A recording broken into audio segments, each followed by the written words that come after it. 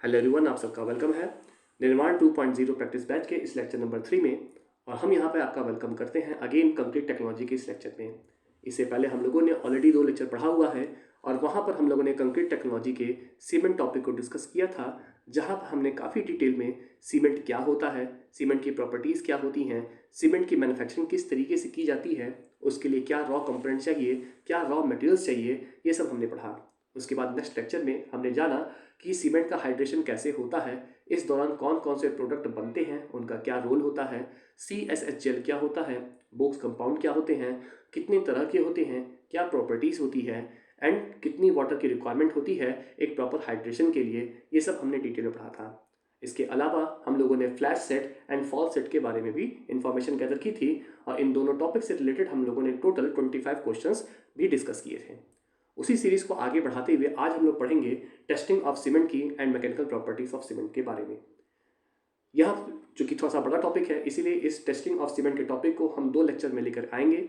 आज हम लोग टोटल 5 टेस्ट पढ़ेंगे, 5 से 6 टेस्ट पढ़ेंगे एंड कल फिर बचे हुए टेस्ट को और उससे रिलेटेड जो ऑब्जेक्टिव क्वेश्चंस हैं उनको डिस्कस करेंगे। मैं उम्मीद करता हूं कि इस वीडियो में आने से पहले आप लोगों ने प्रीवियस लेक्चर्स को अच्छे से डिस्कस किया होगा, अच्छे से देखा होगा, उसके नोट्स भी आपने प्रॉपरली बनाए होंगे। अगर किसी भी तरह की कोई डाउट आती है जब आप वीडियो देखते हैं और आपको लगता है कि यह टॉपिक मुझे समझ में नहीं आया है, तो एप्लीकेशन में आपके हर कोर्स में जो भी आप चाहे SSC का ज्वाइन करिए, चाहे RRB का या कोई भी आप कोर्स ज्वाइन करते हैं, उस कोर्स का अपना एक चैट बॉक्स होता है। वहाँ आपको चैट बॉक्स का ऑप्शन मिल जाएगा जो आपके लिए बिल्कुल लाइव चैट बॉक्स का की तरह काम करेगा। आप वहाँ पर जाकर के अपना डाउट्स जो भी है वो ड्रॉप कर सकते हैं, ठीक है। और वहाँ पे आपको इंस्टेंटली उसका रिप्लाई मिलेगा, चाहे वीडियो लाइव चल रही हो, चाहे वीडियो आपका क्या हो, रिकॉर्डेड फॉर्म में हो, या फिर आप आज से 1 महीना 2 महीना 4 महीने बाद भी देख रहे हो तो भी कोई दिक्कत परेशानी की बात नहीं है। क्लियर है? तो चलिए आगे बढ़ते हैं, हम लोग इस वीडियो को कंटिन्यू करते हैं और सबसे पहले हम लोग बात करते हैं मैकेनिकल प्रॉपर्टीज ऑफ सीमेंट के बारे में। जब हम सीमेंट की मैकेनिकल प्रॉपर्टीज की बात करते हैं तो हम उसकी इनहेरेंट प्रॉपर्टीज की बात करते हैं। इनहेरेंट प्रॉपर्टी मतलब उसका स्वयं की प्रॉपर्टी, एक ऐसी प्रॉपर्टी जो कि कंडीशन पर डिपेंड नहीं करती है, जो कि टेस्टिंग पर डिपेंड नहीं करती है, आसपास के एनवायरनमेंट पर डिपेंड नहीं करती है। आप अलास्का में जाकर के सीमेंट क्या करें, चाहे आप औरंगाबाद में करें, दोनों जगह पे जो स्पेसिफिक ग्रेविटी है वो सेम ही आएगी। एक बैग ऑफ सीमेंट इंडिया के किसी भी कोने में आप ले आते हैं तो वो 50 किलो ही रहता है, क्योंकि यह इंडिया का स्टैंडर्ड है। डेंसिटी ऑफ सीमेंट 1440 है तो वो हर जगह वही रहेगी, वो वैरी नहीं करेगी, ठीक है। तो ये क्या होती है, ये एक ऐसी प्रॉपर्टी होती है जो कि सीमेंट की अपनी खुद की है, वह आसपास की कंडीशन पर डिपेंड नहीं करता है इन प्रॉपर्टीज को दिखाने के लिए।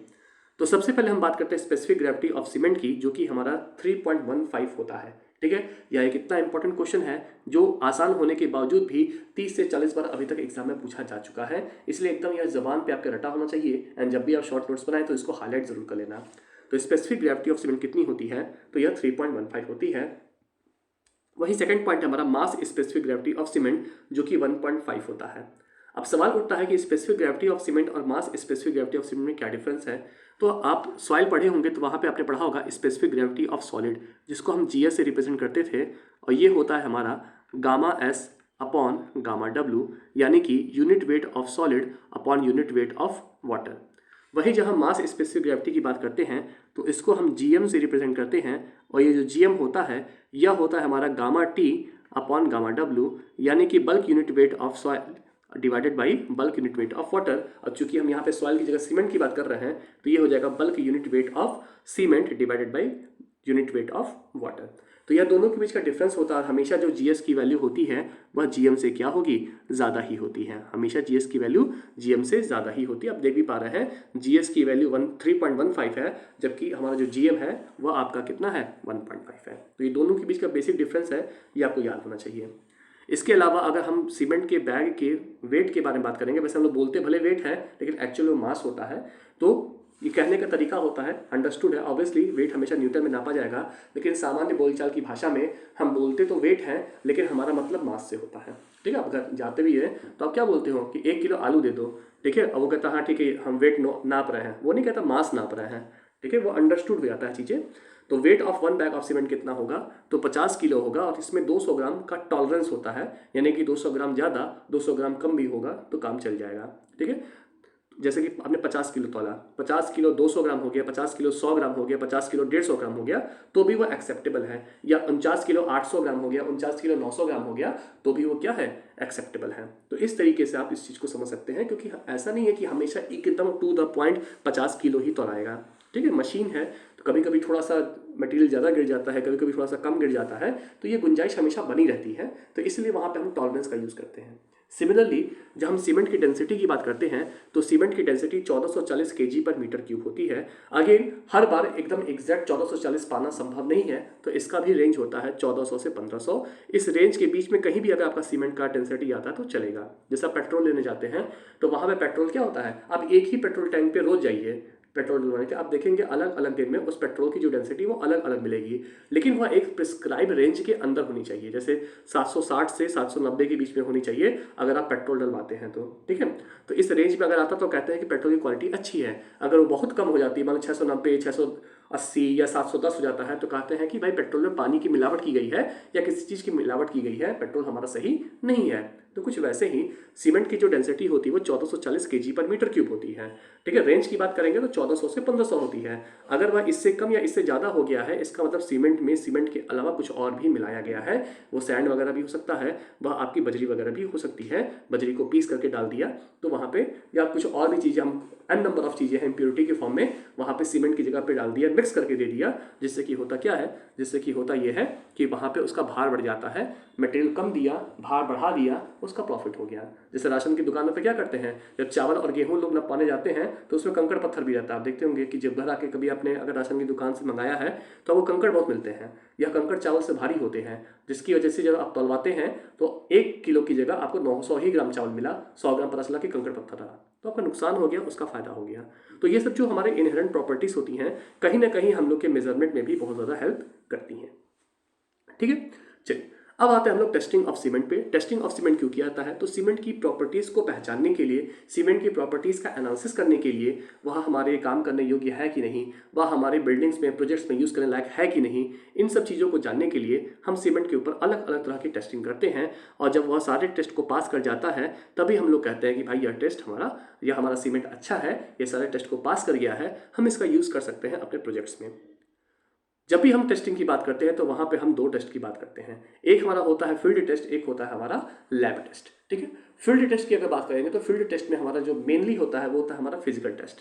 फिजिकल टेस्ट का मतलब क्या होता है कि एक ऐसा टेस्ट जिसको फिजिकली हम अपने सेंसेस के द्वारा, ठीक है, बोलते हैं ना, हमारे छूने की, महकने की, देखने की क्षमता के द्वारा हम उसको एनालिसिस कर सकते हैं। हमको कोई बहुत स्पेसिफिक किसी मशीन की ज़रूरत नहीं है, हम अपने हाथों के द्वारा, अपने सेंसेस के द्वारा, अपनी भावनाओं के द्वारा भी हम उसको क्या कर सकते हैं, महसूस कर सकते हैं, नाप सकते हैं।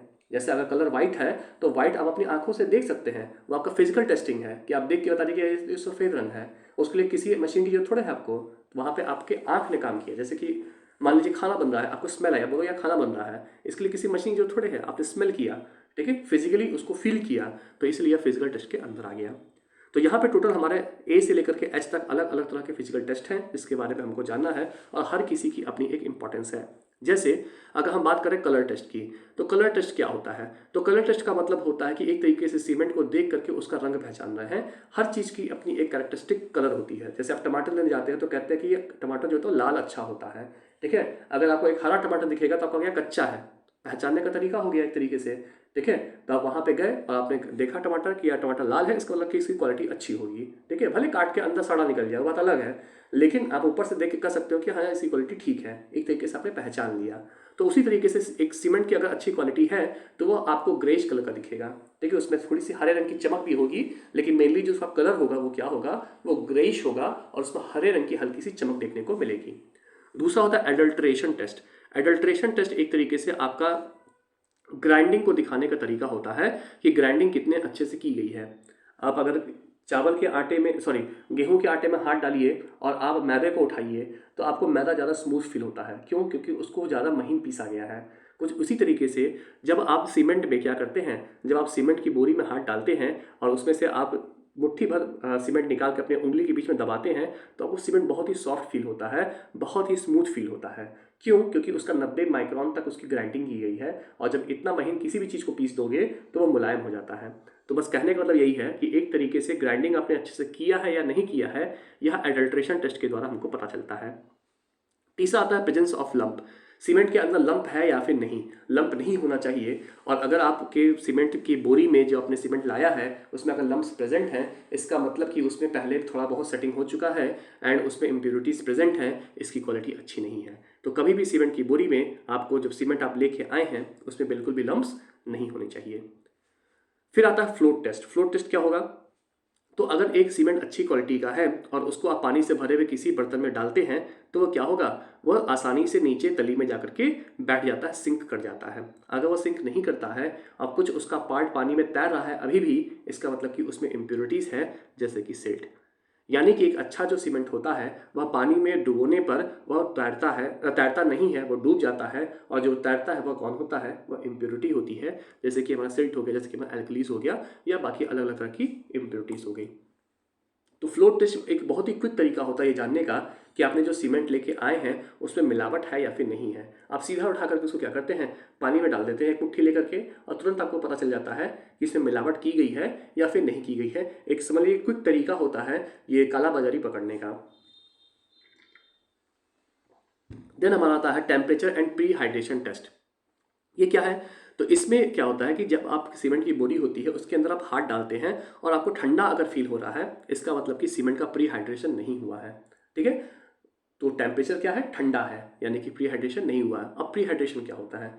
कई बार ऐसा होता है कि आपने सीमेंट की बोरी को अपने गोदाम में बहुत समय तक स्टोर करके रखा हुआ है, जिसकी वजह से आसपास का जो मॉइस्चर था वह बोरी के अंदर प्रवेश कर गया। और मॉइस्चर में क्या होता है, पानी। और पानी जब भी सीमेंट के साथ रिएक्ट करेगा तो उसकी क्या हो जाएगी, सेटिंग हो जाएगी।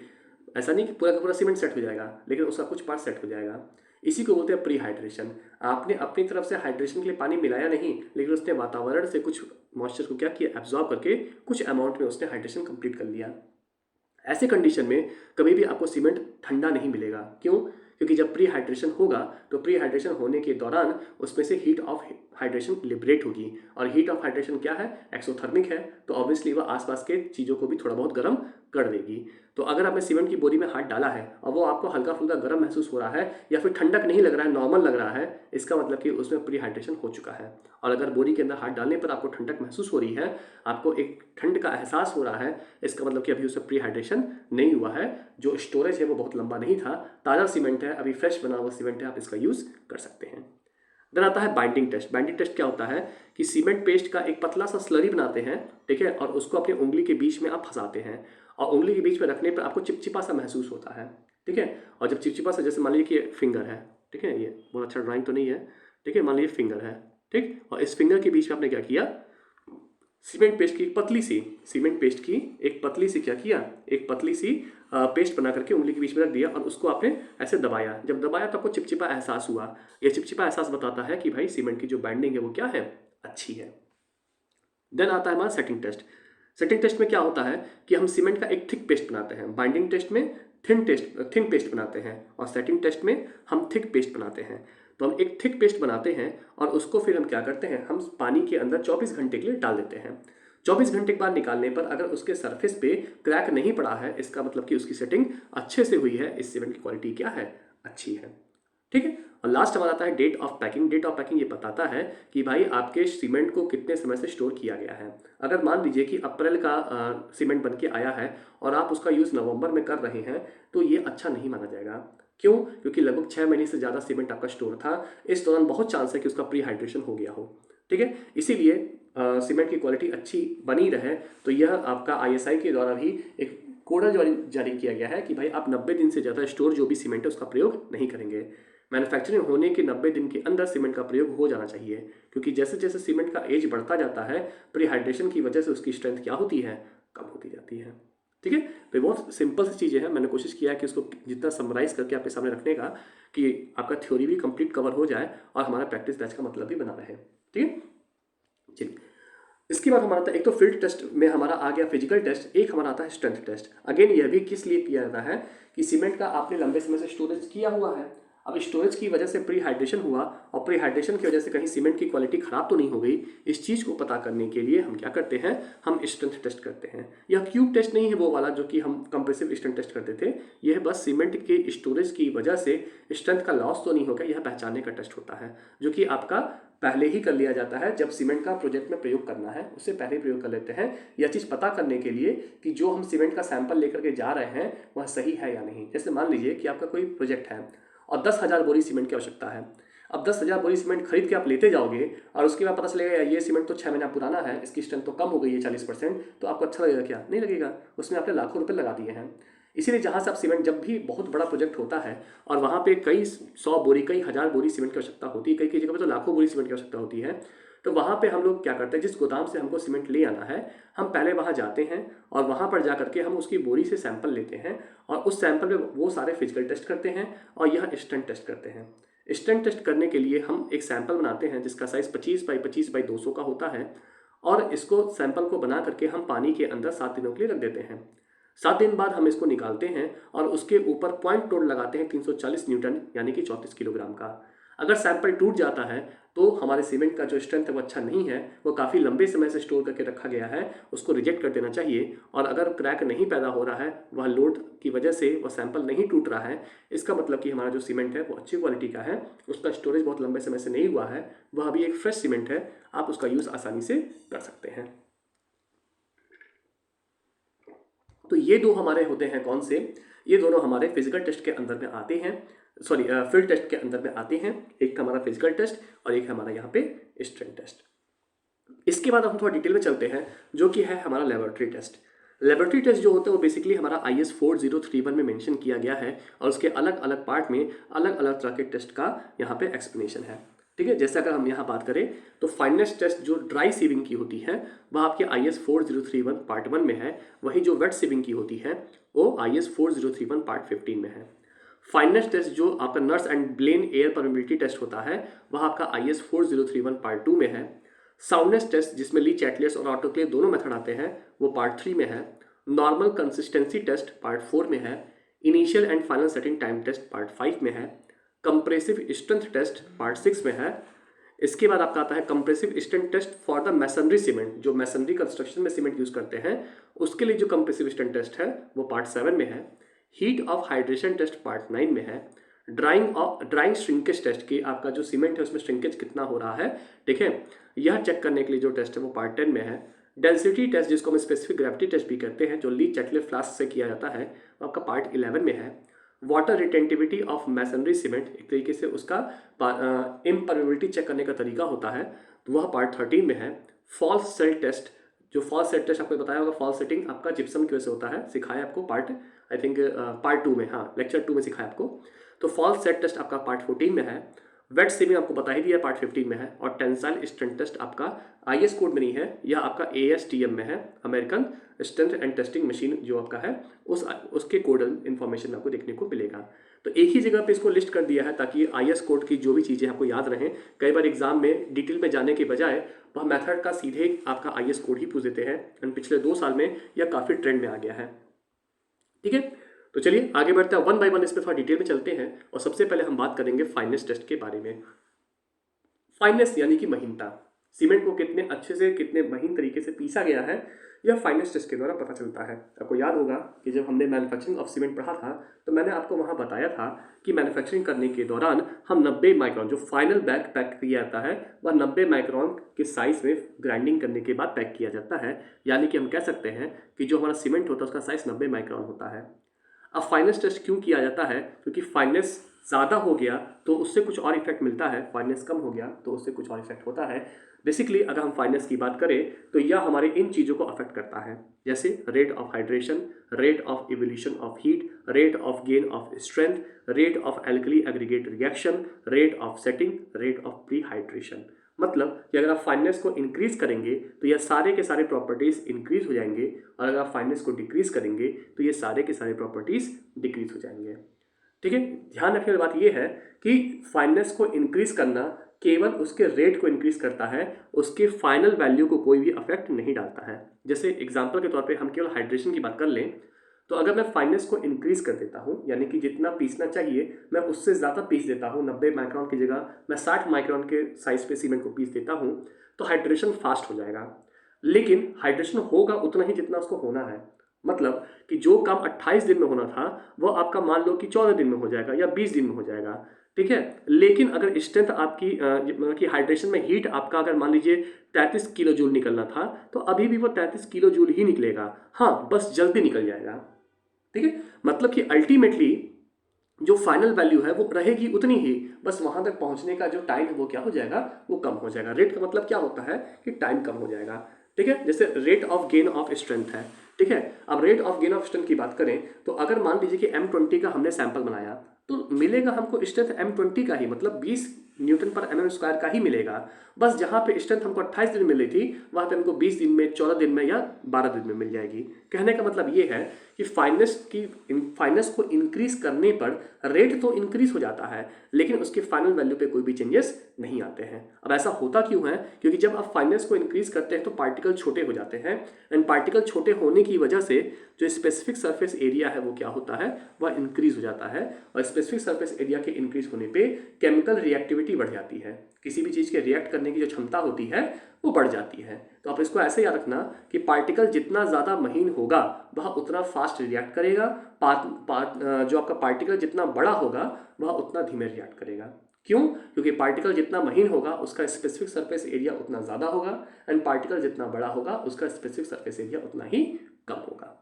ठीक है, तो इस तरीके से आप इसको याद कर सकते हैं। इंपॉर्टेंट है, एग्जाम में पूछा जाता है, तो यहाँ पे आपको बिल्कुल भी गुंजाइश नहीं रखनी है कि आप यहाँ पे कोई भी डाउट रखें। क्लियर?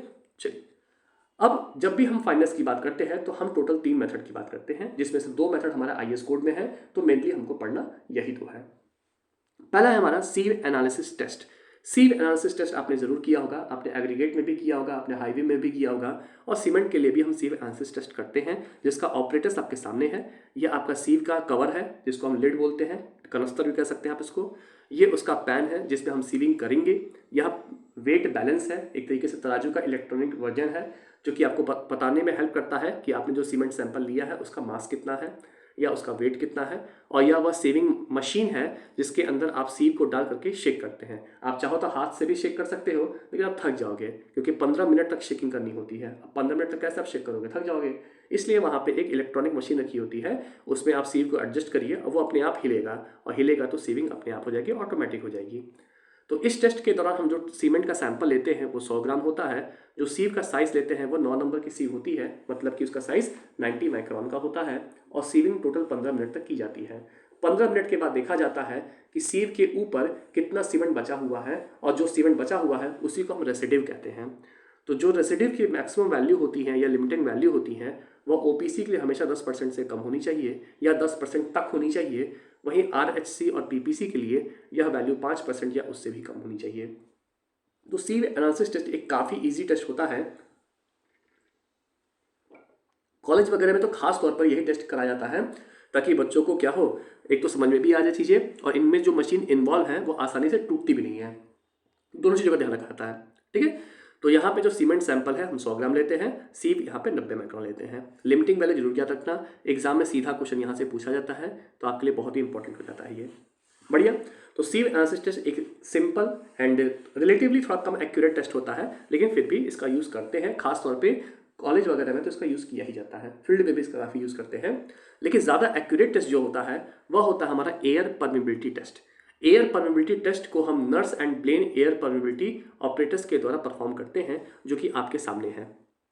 अब इसमें करते क्या है, इसमें हम सीमेंट का सैंपल लेते हैं, कुछ इस तरीके से सीमेंट का सैंपल लेते हैं और उसको हम क्या करते हैं, एक मोल्ड में हम भर देते हैं, उसको अच्छे से कूट करके हम भर देते हैं ताकि उसकी पैकिंग बढ़िया हो जाए, और फिर खूब तेजी से उसमें से एयर को प्रवाहित किया जाता है स्पेसिफिक एनर्जी के साथ, एक निश्चित एनर्जी के साथ जो कि हमको पता होता है। हम मान लीजिए कि हमको पता है कि हम 50 किलो जूल की एनर्जी के साथ यहाँ पे हम प्रवाहित कर रहे हैं फॉर एग्जाम्पल, तो हमने खूब एनर्जी के साथ क्या किया, प्रवाहित किया। अब जब वह जो एयर एक निश्चित एनर्जी के साथ पास होगी तो वो सीमेंट के थ्रू पास होगी, तो सीमेंट से टकराते हुए पास होगी और उसके वाइड से होते हुए क्या होगी, नीचे से निकल जाएगी। ये नीचे जो आपका छन्नी टाइप का इस तरीके से बना होता है, यही नीचे लगा दिया जाता है ताकि हवा पास हो सके। तो ऊपर से हमने हवा डाला, एयर परमिबिलिटी, यानी कि एयर जो है वो परमिबिलिटी शो करेगी, यानी कि किसी भी परमिएबल बेड से होकर गुजरेगी, और यहाँ पर परमिएबल बेड कौन है, सीमेंट है। तो हवा यहाँ से गुजरी और हवा यहाँ से होके पास हुई सीमेंट के वाइड से होते हुए। अब सीमेंट में वाइड्स जितने छोटे होंगे एयर को पास होने में उतनी दिक्कत आएगी, और जब दिक्कत आएगी तो एनर्जी लॉस होगा। इसी एनर्जी लॉस को हम क्या करेंगे, मैनोमीटर के द्वारा in the form of pressure नाप लेते हैं। और जितना ज़्यादा हमारा एनर्जी का लॉस हुआ है वह बताएगा कि उसका जो वॉइड है वो उतना ही छोटा है, यानी कि वहाँ पे स्पेसिफिक सरफेस एरिया उतना ही ज़्यादा है। क्यों? क्योंकि स्पेसिफिक सरफेस एरिया ज़्यादा कब होगा, जब पार्टिकल फाइन होंगे, और जब पार्टिकल फाइन होंगे तो वॉइड्स छोटे होंगे। तो सिंपल सा फंडा यही होता है कि हम क्या करते हैं, हम यहाँ पे सैंपल को एक मोल्ड में भरते हैं और हवा को पास कराते हैं। हवा की जो एनर्जी होती है पास कराने के दौरान हमको पता होती है। आपको कैसे, आप कभी टायर में हवा भरवाने गए होंगे तो वहाँ पे जब वो आपका हवा भरता है तो उसको पता होगा कि सर 33 का भर रहा है, बोलते नहीं 33 भर दो 35 भर दो। कभी टायर में हवा भरवाई होगी तो आपको पता होगा। तो ऑलरेडी गेजिंग मशीन के द्वारा वो कितना प्रेशर एक्सर्ट कर रहा है ये हमको पता होता है। तो जब हम हवा पास कराते हैं सीमेंट के वर्ड्स के थ्रू तो हमको पता है कि वो कितने प्रेशर के साथ, कितनी एनर्जी के साथ जा रहा है। जब वो सीमेंट के वर्ड्स से होकर पास करेगा तो वहाँ पे वो उसके वर्ड्स से गुजरने के दौरान उसके सॉलिड से टकराएगा नहीं, जिसकी वजह से कुछ एनर्जी लॉस हो जाएगा। अब ये जो एनर्जी लॉस है वह in the form of pressure हम मैनोमीटर से नाप लेंगे और ये हम पता करेंगे कि एनर्जी लॉस कितना हुआ। एनर्जी लॉस अगर काफ़ी ज़्यादा है इसका मतलब कि वर्ड्स काफ़ी छोटे हैं, मतलब कि फाइननेस काफ़ी ज़्यादा है, मतलब कि स्पेसिफिक सरफेस एरिया क्या हो गया, ज़्यादा हो गया।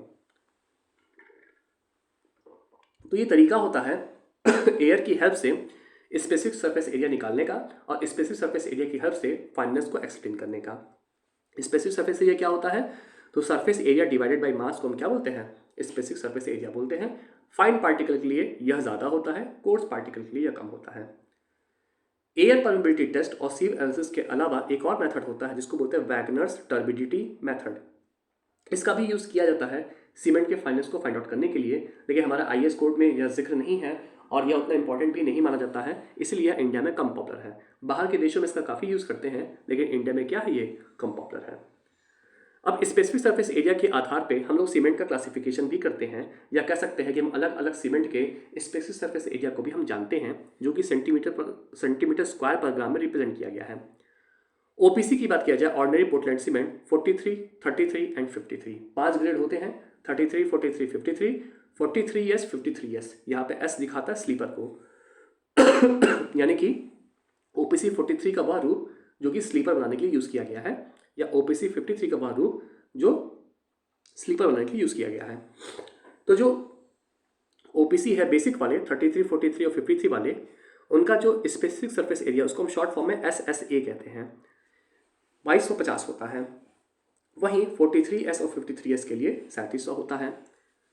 Rapid hardening cement short form में RHC बोलते हैं, उसके लिए 3250 होता है। लो हीट सीमेंट जिसको शॉर्ट फॉर्म में LHC कहते हैं, उसके लिए 3200 होता है।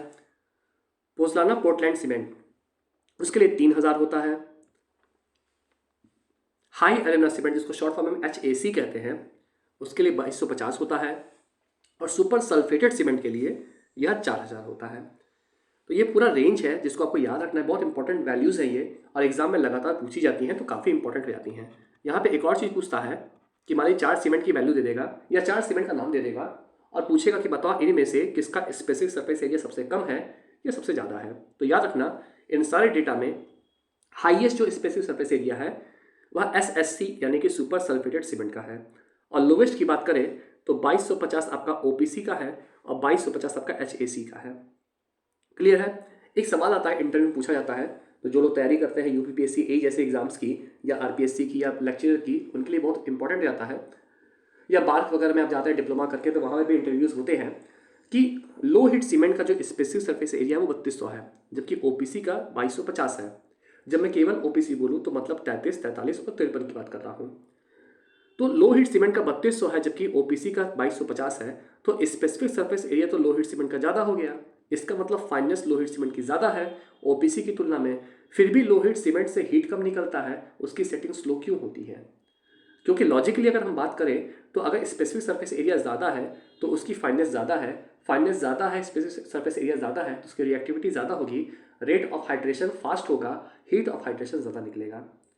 लेकिन ऐसा नहीं होता है। ऐसा इसलिए नहीं होता है क्योंकि लो हीट सीमेंट में भले फाइननेस ज़्यादा होती है लेकिन उसमें C2S की मात्रा काफ़ी ज़्यादा होती है, और C2S की मात्रा ज़्यादा होने की वजह से वहाँ पे हाइड्रेशन स्लो होता है, हीट ऑफ हाइड्रेशन कम निकलता है। ठीक है, तो ये थोड़ा सा लॉजिकल क्वेश्चंस हो जाते हैं। कई बार हम केवल एक ही चीज़ देखते हैं, उसी पर चीज़ों को रट लेते हैं, लेकिन हर चीज़ का जवाब केवल यूनी डायरेक्शनल नहीं होता है, उसके साथ कई चीज़ें जुड़ी होती हैं। ठीक है, चलिए अब आता है हमारा सेकंड टेस्ट जो कि है हमारा specific gravity test. Specific gravity test को हम ली चैटलियस फ्लास्क की हेल्प से करते हैं, जो कि आपको सामने दिख रहा है। ये हमारा ली चैटलियस फ्लास्क है या ली चैटलियस बॉटल है, जिसका यूज़ हम लोग स्पेसिफिक ग्रेविटी टेस्ट, जिसको हम डेंसिटी टेस्ट भी कहते हैं, उसके लिए किया जाता है। अब इसमें करते क्या है कि इस फ्लास्क को हम रखते हैं एक वाटर बाथ में, कुछ इस तरीके से होता है, दिखा देते हैं। ये आपका वाटर बाथ है, यानी कि एक कंटेनर है, उसके अंदर पानी भरते हैं और पानी के अंदर हम ये फ्लास्क रखते हैं। पानी क्यों भरते हैं? ताकि जो सराउंडिंग टेम्परेचर है वो कांस्टेंट बना रहे। अगर हम हवा में रख देंगे तो हवा कभी ठंडी होगी कभी गर्म होगी, लेकिन जब पानी में रखेंगे तो पानी आसानी से ठंडी या गर्म नहीं होती है, क्योंकि आपको पढ़ाया हुआ मैंने कि water is not a good conductor of heat. देखिए, वो आसानी से हीट को कंडक्ट नहीं करता है। तो इसीलिए हम क्या करते हैं, वाटर बाथ में यानी वाटर से भरे हुए कंटेनर में हम इस फ्लास्क को फिल करते हैं। इसके बाद हम इस फ्लास्क के अंदर केरोसिन ऑयल या फिर नेफ्थलीन का प्रयोग करते हैं, जो कि एक नॉन पोलर लिक्विड है। यानी कि फ्लास्क के अंदर जिसमें हमको सीमेंट की टेस्टिंग करनी है, उसमें हम कोई पोलर लिक्विड जैसे पानी नहीं डालेंगे, क्योंकि पोलर लिक्विड जो होते हैं वो सीमेंट के साथ बहुत तेजी से रिएक्ट करते हैं। इसीलिए सीमेंट के साथ रिएक्शन ना हो तो हम वहाँ पे टेस्टिंग करने के लिए नॉन पोलर लिक्विड जैसे केरोसिन या नेफ्थलीन का यूज़ करते हैं, या सीमेंट के साथ रिएक्ट नहीं करते हैं। अब हम करते क्या है, इसके अंदर हम सीमेंट को डालते हैं और सीमेंट क्या करता है, अपना कुछ वॉल्यूम को, मतलब कि सीमेंट अपने वॉल्यूम की वजह से इस केरोसिन के कुछ वॉल्यूम को क्या करेगा, डिस्प्लेस कर देगा। यानी कि अगर पहले यहाँ पे आपका लेवल था, फॉर एग्जांपल यहाँ लेवल था, तो ये थोड़ा सा बढ़ जाएगा। यहाँ पे दिखाया था अच्छे तरीके से। अगर मान लीजिए स्टार्टिंग में लेवल यहाँ पे था, ठीक है, तो सीमेंट को डालने के बाद उसका लेवल क्या हो जाएगा, यहाँ पहुँच जाएगा। यानी कि यह जो आपका लेवल इंक्रीज हुआ है, यह क्यों इंक्रीज हुआ है, तो यह इंक्रीज हुआ है सीमेंट को डालने की वजह से। और यही जो सीमेंट को आपने डाल करके वॉल्यूम को डिस्प्लेस किया है, ठीक है, यही हम नाप करके स्पेसिफिक ग्रेविटी की कैलकुलेशन करते हैं। खैर बहुत डिटेल में हमको नहीं जाना इसमें, क्योंकि कैलकुलेशन आती नहीं एग्जाम में, लेकिन फिर भी आपको प्रोसेस बता रहा हूं मैं कि आप करेंगे क्या। आप करेंगे ये कि ली चैटलियस फ्लास्क लिया, उसके अंदर हमने नॉन पोलर लिक्विड जैसे केरोसिन या नेफ्थलीन को डाल दिया। अब इसमें फिर हम कुछ समय बाद क्या करेंगे, 64 ग्राम सीमेंट को डालेंगे। सीमेंट को जब डालेंगे तो सीमेंट अपनी जगह बनाने के लिए केरोसिन के वॉल्यूम को डिस्प्लेस करेगा, और जो केरोसिन का जो लेवल है वो बढ़ जाएगा। इसी बढ़े हुए लेवल को हम नापेंगे और इसकी हेल्प से हमको क्या होगा, इसकी हेल्प से हमको पता चल जाएगा कि हमारा जो क्या बोलते हैं डेंसिटी है सीमेंट की और उसकी स्पेसिफिक ग्रेविटी है, वो हमको पता चल जाएगी। ठीक है, अब किस तरीके से कुछ फॉर्मूले यहाँ पे इन्वॉल्व होते हैं वो आपको मैं बता देता हूँ। सबसे पहले एक फॉर्मूला आपको याद रखना है, वो है हमारा जी डैश का। इसका जी डैश का जी डैश क्या होता है, तो specific gravity of cement solid with respect to kerosene oil. जो सीमेंट सॉलिड या सीमेंट के पार्टिकल्स हैं उनकी स्पेसिफिक ग्रेविटी है किसके रिस्पेक्ट में, केरोसिन ऑयल के रिस्पेक्ट में। तो कैसे निकालेंगे, तो ये हो जाएगा density of cement solid divided by density of kerosene. ठीक है, ये बराबर क्या हो जाएगा, ये बराबर हो जाएगा mass of cement divided by volume of cement solid into आपका डेंसिटी ऑफ केरोसिन। ठीक है, तो इस तरीके से आप क्या कर सकते हैं, आप निकाल सकते हैं जी डैश की वैल्यू। फिर हम निकालेंगे क्या, फिर हम निकालेंगे जी। जी क्या होता है, तो जी होता है specific gravity of cement solid with respect to water. ठीक है, तो ये कैसे निकालेंगे, तो ये निकालेंगे हम जी डैश इंटू जी के। क्यों हम ऐसा कर रहे हैं, पहले आप इस चीज़ को समझने का प्रयास करो कि फॉर्मूला तो पढ़ा दिया सर, तो चलिए मैं पहले फॉर्मूला लिख देता हूँ, उसके बाद आपको समझाता हूँ। फिर आता है आपका जी के, यानी कि specific gravity of kerosene with respect to water. ये क्या होगा, density of kerosene divided by density of water. जब समझने का प्रयास करते हैं हम करना क्या चाह रहे हैं। देखिए, जब कभी भी हम स्पेसिफिक ग्रेविटी की बात करते हैं, जैसे मैं बोलूँ अगर कि सीमेंट की जो स्पेसिफिक ग्रेविटी है वो 3.15 है, ये क्या बताता है, ये बताता है कि जो डेंसिटी ऑफ सीमेंट है वह 4 डिग्री सेल्सियस पर वाटर की डेंसिटी के रिस्पेक्ट में कितना है। यानी कि हम कह सकते हैं कि अगर स्पेसिफिक ग्रेविटी ऑफ सीमेंट 3.15 है, तो 4 डिग्री सेल्सियस पर जो वाटर की डेंसिटी है उसकी तुलना में सीमेंट आपका 3.15 गुना भारी है, यही बताता है। यानी कि स्पेसिफिक ग्रेविटी को ऑन एंड बल्कि नॉर्मल नोट पे हम हमेशा वाटर के रिस्पेक्ट में रिप्रेजेंट करते हैं, लेकिन यहाँ पे तो हम जो लिक्विड यूज़ कर रहे हैं वो कौन है, वो नॉन पोलर यानी कि केरोसिन या नफ्थलीन है। तो यहाँ जो हमको स्पेसिफिक ग्रेविटी मिलेगी स्टार्टिंग में, वो किसके रिस्पेक्ट में मिलेगी, वो हमको मिलेगी केरोसिन के रिस्पेक्ट में। अब इसी केरोसिन वाली स्पेसिफिक ग्रेविटी को हमें कन्वर्ट करके लाना है किस में, हमें लाना है वाटर वाली स्पेसिफिक ग्रेविटी में। तो हमने पहले जब स्पेसिफिक ग्रेविटी निकाला जी डैश, वह किसके रिस्पेक्ट में आया, वह केरोसिन के रिस्पेक्ट में आया। कैसे आया, mc/vcs इंटू रो के, यानी कि डेंसिटी ऑफ केरोसिन से आया। अब ये जब हमको मिल गया तो हमने तुरंत वहाँ पे ये फॉर्मूला पुट कर दिया, G बराबर G डैश इंटू जी के। जी के क्या है? Specific gravity of kerosene with respect to water है। तो जब हमने यहाँ पे इस फॉर्मूले में G डैश की वैल्यू रखी तो हमें G की वैल्यू मिल गई, और यह G क्या है? यह specific gravity of cement solid है विद रिस्पेक्ट टू वाटर, यानी कि यही वैल्यू जो आएगी आगे चल के वो आपकी 3.15 आएगी। यानी कि एक्चुअल में निकालना हमको ये वाली वैल्यू है, लेकिन इस वाली वैल्यू को निकालने के लिए हमको G डैश और जी के की जरूरत पड़ेगी। क्लियर है? तो ये चीज़ आपको याद रखनी है। बहुत इसके डेप्थ में नहीं जाना होता है, लेकिन कुछ बेसिक चीज़ें तो आपको पता होनी ही चाहिए क्योंकि एग्जाम में पूछी जाती हैं। ठीक है, चलिए आगे बढ़ते हैं हम लोग। नेक्स्ट हमारा आता है कंसिस्टेंसी टेस्ट। सबसे बड़ा टेस्ट यही है और काफ़ी सारी डिटेल्स हैं जो इसमें आपको जाननी है। कंसिस्टेंसी एक तरीके से प्रॉपर्टी होती है about to tendency to flow, यानी कि कितनी आसानी से जो सीमेंट है वो डिफॉर्म हो सकता है, फ्लो कर सकता है, वही आपकी कंसिस्टेंसी को दिखाता है। मैं कहूँ कि अगर कंसिस्टेंसी अच्छी है इसका मतलब कि वह आसानी से फ्लो हो रहा है, आसानी से डिफॉर्म हो रहा है। कंसिस्टेंसी कम है इसका मतलब कि उसके फ्लो करने की टेंडेंसी या डिफॉर्म होने की टेंडेंसी क्या है? कम है। ठीक है, इस तरीके से आप इस चीज़ को समझ सकते हैं। कंसिस्टेंसी टेस्ट को परफॉर्म करने के लिए हम एक स्पेशल टाइप के ऑपरेटर्स का प्रयोग करते हैं जो कि है वाइकार्ट ऑपरेटर्स। बहुत लोग इसको विकार्ट ऑपरेटर्स भी कहते हैं, बहुत लोग इसको वाइकार्ट ऑपरेटर्स कहते हैं। आपकी इच्छा, आप जो चाहे वो प्रोनाउंस करिए। यह IS 5513 1996 के स्पेसिफिकेशन के हिसाब से हमारे सामने रखा जाता है। देखने में कुछ ऐसा होता है जिसमें कि आपका एक पूरा का पूरा फ्रेम है, उसमें एक आपका मूविंग रॉड लगा है। इस मूविंग रॉड के आगे आपके नीडल इंस्टॉल होती है। नीचे आपका एक मोल्ड होता है, सांचा होता है जिसके अंदर सीमेंट को भरा जाता है, और पीछे पूरी ग्रेजुएशन स्केल होती है जो कि हमको मेजरमेंट करने में हेल्प करती है। तो इसके अलग अलग भाग हो गए। एक वहाँ नीडल हो गया, देन प्लंजर हो गया, देन मूविंग रॉड हो गया, देन फ्रेम हो गया, देन मोल्ड हो गया। तो इसी के बारे में 1 बाय 1 पढ़ते हैं। सबसे पहले हम बात करते हैं नीडल की। नीडल ये जो आगे का हिस्सा है इसको हम बोलते हैं नीडल। ठीक है, जब हम बात करते हैं इनिशियल सेटिंग टाइम टेस्ट की, तो इनिशियल सेटिंग, देखिए नीडल का यूज हम इनिशियल सेटिंग टाइम और फाइनल सेटिंग टाइम के टेस्टिंग में करते हैं। कंसिस्टेंसी में ये दोनों इन्वॉल्व होते हैं। ठीक है, तो जब हम बात करते हैं इनिशियल सेटिंग टाइम टेस्ट की, तो इनिशियल सेटिंग टाइम टेस्ट के दौरान हम जिस नीडल का यूज़ करते हैं उसका जो डायमेंशन होता है वो शेप में आपका स्क्वायर शेप का होता है, और उसका जो डायमेंशन होता है वो आपका 1 mm होता है। जबकि लेंथ की बात करें तो ये जो नीडल है उसकी लंबाई कितनी होती है? 50 mm होती है, जिसमें 1 mm का टॉलरेंस होता है, यानी कि 49 से लेकर 51 तक होगी, काम चल जाएगा। यूज़ करते करते घिसती भी है चीज़ें। ठीक है, इसलिए टॉलरेंस लिमिट हमारी हमेशा रखी जाती है। वहीं अगर हम फाइनल सेटिंग टाइम का टेस्ट करते हैं तो उस दौरान इस वाले नीडल की जगह एक स्पेशल नीडल का यूज़ करते हैं जिसमें कॉलर लगा होता है और कॉलर के आगे छोटी सी सुई निकली होती है। देखने में कुछ इस तरीके से होती है। ये कॉलर हो गया आपका, और कॉलर के आगे ऐसे सुई निकली हुई है। सुई का साइज अगेन वहाँ क्या होगा? 1 mm होगा, और यहाँ जो कॉलर है उसका साइज क्या होगा? वो 5 mm होगा। ठीक है, आप ध्यान से देख सकते हैं। ये आपका क्या है? ये आपका नीडल है जो कि यूज़ किया जा रहा है आपका पेनिट्रेशन के लिए, और उसके पीछे क्या लगा है? कॉलर लगा है। इसी कॉलर के आगे थोड़ा सा आगे आपका सुई निकली हुई है। तो जब हम बात करते हैं इनिशियल सेटिंग टाइम की तो हम एक सिंपल नीडल का यूज़ करते हैं जो कि आपको यहाँ डायग्राम में दिख रहा है। वहीं जब हम बात करते हैं फाइनल सेटिंग टाइम टेस्ट की तो हम उसमें एक ऐसे नीडल का यूज़ करते हैं जिसमें कॉलर भी अटैच है। यहाँ पे जो कॉलर है उसका जो शेप होता है वो आपका सर्कुलर होता है, और उसका डायमीटर 5 mm होता है जिसमें 0.1 mm का टॉलरेंस है। वहीं आगे जो सुई निकली हुई है, आगे जो निडल निकली हुई है, उसका जो साइज होता है वो 1 mm होता है। निडल की लेंथ की बात करें तो यहाँ पे निडल की जो लेंथ होती है वो थोड़ी कम होती है पिछले वाले से, यानी कि 30 mm होती है। ठीक है, जिसमें 1 mm का टॉलरेंस होता है। यह जो निडल बनी होती है वो हार्डन्ड स्टील या टेम्पर्ड स्टील की बनी होती है। तो छोटी छोटी डिटेल्स हैं जो कि IAS कोर्स से सीधे उठाई गई हैं आपके लिए, तो आप इसको इस तरीके से याद करोगे, काफ़ी आसान पड़ेगा आपके लिए। अब यहाँ पे अगर आप थोड़ा सा मैं वाइकार्ट ऑपरेटर्स को दिखाऊं तो ये उसका फ्रंट व्यू है। फ्रंट व्यू में आपको दिख रहा है कि ये ग्रेजुएशन स्केल है जो कि बताएगा कि निडल ने कितना पेनिट्रेशन किया है। ये नीचे आपका सपोर्ट मूविंग रॉड लगा है और उसके आगे सुई लगी हुई है। उसके नीचे ये आपका सांचा दिख रहा है। ठीक है, इसी के अंदर हम सीमेंट को भरते हैं। ठीक है, इसकी डिटेल्स के बारे में थोड़ा हम लोग अब बात करते हैं। तो यहाँ पे अब नेक्स्ट जो आता है हमारा निडल के बाद हमारा आता है प्लंजर। प्लंजर क्या है? तो प्लंजर कुछ देखने में इस तरीके का होता है। ये हमारा प्लंजर होता है जो कि कंसिस्टेंसी टेस्ट में यूज़ किया जाता है।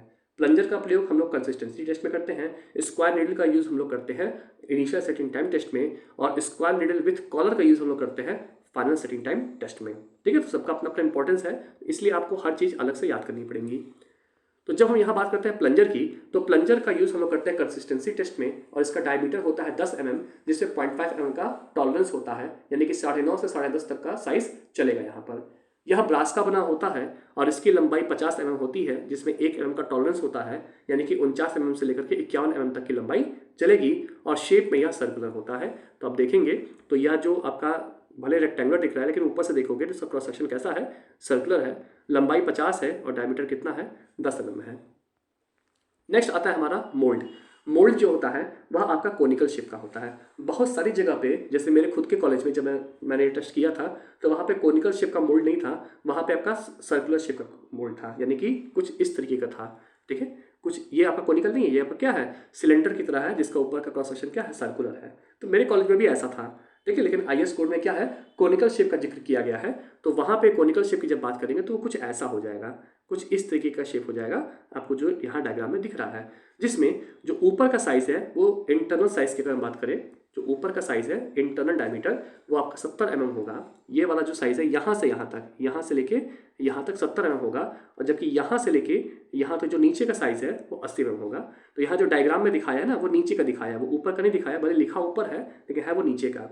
ठीक है, तो जब हम यहाँ बात करेंगे मोल्ड की, तो मोल्ड का शेप कैसा होता है, कोनिकल होता है, लेकिन सिलेंड्रिकल शेप के भी मोल्ड पॉपुलर है, तो दोनों यूज होते हैं। हाँ, याद रखना इंटरव्यू के लिए आपके लिए इंपॉर्टेंट है कि अगर ये इस तरीके का मोल्ड होगा जो कि सर्कुलर शेप में है तो उसका साइज 80 mm होगा। इसका जो साइज है वो कितना होगा, 80 mm 80 mm होगा। वहीं जब कोनिकल शेप का होगा तो जो ऊपर का साइज है वो 70 हो जाएगा और नीचे का जो साइज है वो क्या हो जाएगा, वो 80 हो जाएगा। तो ये चीज़ आप ध्यान रखना। ठीक है, क्योंकि अलग अलग कंडीशन में अलग अलग तरह के स्पेसिमेन यूज हो जाते हैं और वहाँ हम गच्चा खा जाते हैं। ठीक, तो यहाँ जो हमारा मोल्ड बनेगा वो कोनिकल शेप का बनेगा, जिसमें टॉप इंटरनल डायमीटर हमारा 70 mm का होगा और बॉटम इंटरनल डायमीटर हमारा 80 mm का होगा, जिसमें 5-5 mm का टॉलरेंस है। हाइट की बात करें तो हाइट आपका 40 mm का होता है, आपको यहाँ पे दिख भी रहा होगा। ये हाइट जो है वो क्या है, 40 mm की है, जिसमें आपका 0.2 mm का टॉलरेंस शामिल है। जो यह मोल्ड है उसकी जो मोटाई होती है वो 4 mm होती है और यह ब्रास या स्टेनलेस स्टील का बना होता है। मैं यहाँ पे एडिशन के तौर पे सर्कुलर का भी डेटा लिख दे रहा हूँ। ठीक है, याद रखना। सर्कुलर की बात करेंगे तो जो डाया होगा वो कितना होगा, वो डाया आपका 80 mm होगा, 80 mm, और टॉलरेंस वही रहेगा जो पिछले वाले में था, यानी कि ±5 mm था। और जहाँ इसकी जो एच की बात करेंगे तो एच इसमें भी क्या होता है, 40 mm ही होता है और ±0.2 mm का टॉलरेंस इसमें भी चलता है। तो ये एडिशनल इन्फॉर्मेशन है जो कि आपके इंटरव्यू में काम आएगी, लेकिन IS कोड के अनुसार कोनिकल शेप ही पॉपुलर है। तो अगर एग्जाम में कोनिकल और सर्कुलर दोनों आ जाए तो आप हमेशा कोनिकल पर ही टिक करोगे, क्योंकि IS कोड में यह मेंशन है। क्लियर, चलिए। देन आता है हमारा movable rod method. Movable rod क्या है, सॉरी मूवेबल रॉड मेथड नहीं, मूवेबल रॉड के बारे में बात करते हैं। यह मूवेबल रॉड है जो कि ऊपर नीचे मूव करती है और इसी मूवमेंट की वजह से ये जो नीडल है वह सीमेंट के पेस्ट के अंदर एंटर करती है। तो यह जो मूवेबल रॉड है इसकी जो लंबाई होती है, ठीक है, वह आपके जो भी नीडल है उससे लंबी होती है और यह स्केल और नीडल को मिला करके अपना जो वर्किंग है वो दिखाता है। अब ये करता क्या है, तो यह जो ग्रेजुएटेड स्केल था जो आपको यहाँ डायग्राम में दिख भी रहा है, यह ऊपर नीचे मूव करेगा और ये जितना नीचे जाएगा यह इस स्केल पे उतना नीचे साइन को रिप्रेजेंट करेगा। और इस तरीके से इसके मूवमेंट के द्वारा हम यह पता कर सकते हैं कि ये जो हमारा नीडल है उसने इस मोल्ड के अंदर कितना पेनिट्रेट किया है, यानी कि यह जो सुई का पेनिट्रेशन हो रहा है वो एक्चुअली में हो किसकी वजह से रहा है, तो वह इस मूवेबल रॉड की हेल्प से हो रहा है, जिसका वेट कितना है, जिसका वेट 300 ग्राम है। ठीक है, तो यहाँ पे जो मूवेबल रॉड है जिसका वेट आपका 300 ग्राम है, वह एक ग्रेजुएटेड स्केल के अलॉन्ग मूव करता है, जिसका जो लीस्ट काउंट है 1 mm है और जिसका ग्रेजुएटेड स्केल की जो लंबाई है वो 40 mm है। ये डायग्राम में भी आपको दिख जाएगा, अगर आप ध्यान से देखोगे तो स्केल यहाँ से शुरू हुआ है और स्केल यहाँ पर खत्म हुआ है, 0, 10, 20, 40। ठीक है, सॉरी यहाँ पे खत्म हुआ है। ठीक है, ये आपका यहाँ से लेके यहाँ तक है। ठीक है, तो ये यहाँ से लेके यहाँ तक काम करता है, ये आपका एडिशनल लिमिट है, ये आपका यूज़ नहीं होता है। क्यों यूज़ नहीं होता है, क्योंकि जो हमारा ये मोल्ड है इस मोल्ड की जो गहराई है वो केवल 40 mm है। तो कोई सुई जिस, मान ली फॉर एग्जांपल कि अगर यह सुई इसके अंदर एंटर कर रही है तो कितना मैक्सिमम एंटर कर सकती है, 40 mm ही तो एंटर कर सकती है, इससे ज़्यादा कहाँ एंटर कर जाएगी। अगर मोल्ड ही 40 mm का है तो वो उससे ज़्यादा कैसे एंटर कर जाएगी, उसको छेद के बाहर तो निकल नहीं जाएगी। ठीक है, तो इसीलिए भले यहाँ से 0 से 60 तक का जिक्र होता है, लेकिन ये जो ग्रेजुएटेड स्केल है उसमें केवल 0 से 40 तक का ही इंडिकेटर काम में आता है। तो हमेशा याद रखना, कई बार इंटरव्यू वगैरह में जाते हैं, जैसे मैंने सुना था कि जो बार्क का होता है, ठीक है, और जो इसरो का होता है उसमें ऑपरेटर्स को सामने रख करके वहाँ पे आपसे पूछा जाता है। तो हमेशा ध्यान रखना कि जो ग्रेजुएटेड स्केल है ये 0 से 40 तक ही काम आती है, 60 वाली काम नहीं आएगी। क्यों, क्योंकि जो हमने मोल्ड यूज़ किया है उसकी जो गहराई है वो केवल 40 mm है।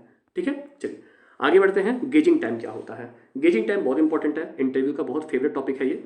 गेजिंग टाइम क्या होता है कि जब हम लोग मान लीजिए कि टेस्टिंग कर रहे हैं, चाहे हम कंसिस्टेंसी टेस्ट करें, चाहे हम इनिशियल और फाइनल सेटिंग टाइम टेस्ट करें, तो उसमें सीमेंट पे हमने प्रिपरेशन करोगे तो सीमेंट में हमने पानी डाला और फिर हमने उसको अच्छे से सीमेंट के साथ मिक्स किया और फिर उठा करके हमने सांचे में भरा।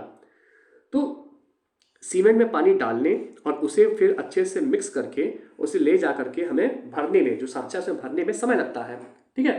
तो इसी समय को हम क्या बोलते हैं, हम गेजिंग टाइम कहते हैं। यानी कि वह टाइम पीरियड होता है जो कि सीमेंट में पानी को मिक्स करने और उसे मोल्ड में प्लेस करने के बीच में घटित होता है। यह 3 से 5 मिनट होता है, यानी कि कभी भी गेजिंग टाइम 3 मिनट से कम नहीं होना चाहिए और कभी 5 मिनट से ज़्यादा नहीं होना चाहिए। अगर आप सही से टेस्ट रिजल्ट चाहते हैं तो आपको यह चीज़ फॉलो करनी पड़ती है, ठीक है।